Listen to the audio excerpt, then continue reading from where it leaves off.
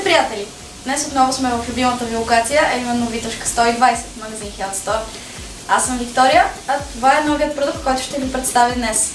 Протеинов пудинг от SciTech, новото попълнение в нашия продуктов каталог. Всички понякога сме на нисковъглехидратна диета, особено когато искаме да изчистим мазнините и най-вече през лятото. Но има един проблем, винаги ни се яде нещо сладко. Какво да направим? Ето го и решението. Протеинов пудинг от SciTech. Това нещо има 30 грама протеин в доза. И, познайте, само грам и половина захар и толкова въглехидрат.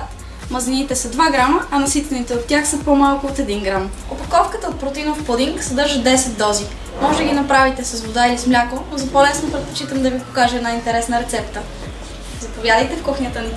Добре дошли в нашата кухня, приятели! Сега ще ви покажа какви са необходимите съставки за този уникален десерт. Имаме 50 грама сурови ядки, като в случая сме избрали кашу. Имаме един нарязан банан, както и, разбира се, протеиновия ни пудинг. Имаме 150 мл кокосово мляко. Може да го направите и с нормално мляко, но в случая сме избрали кокосово, за да избегнем лактозата. И добавяме 150 мл вода.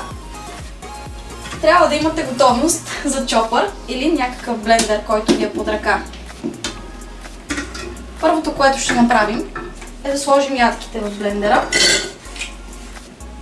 След това ще добавим кокосовото мляко.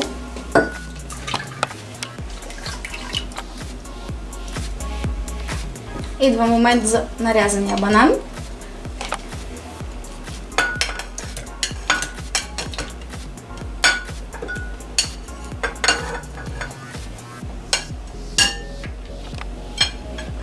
Водичката, разбира се.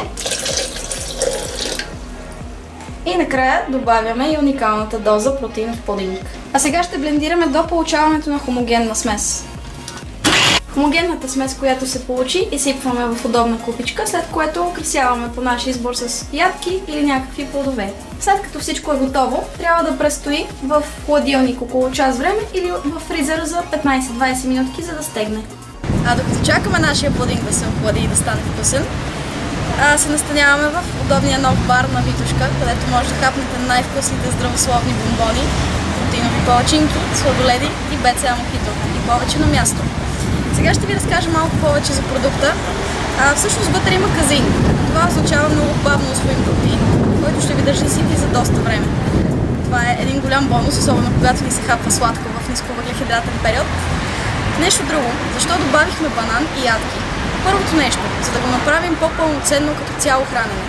Ядките са, както знаете, полезни източник на мазнини, омега-3, омега-6 и 9.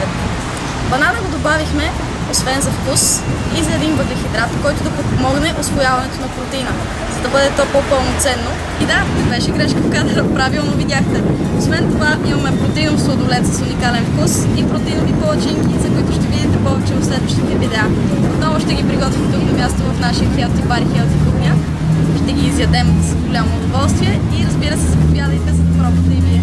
Сега, приятели, с добре познатата ви вече очи ще се насладим от този сладък десерт.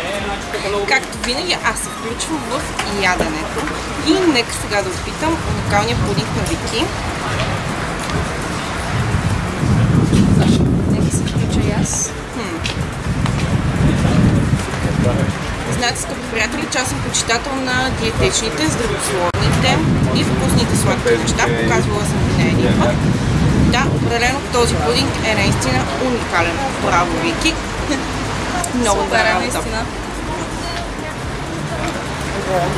Сега ние ще си хапнем пудинга. Това беше всичко от нас, скъпи приятели, за днес. До скоро в следващото видео. Чао!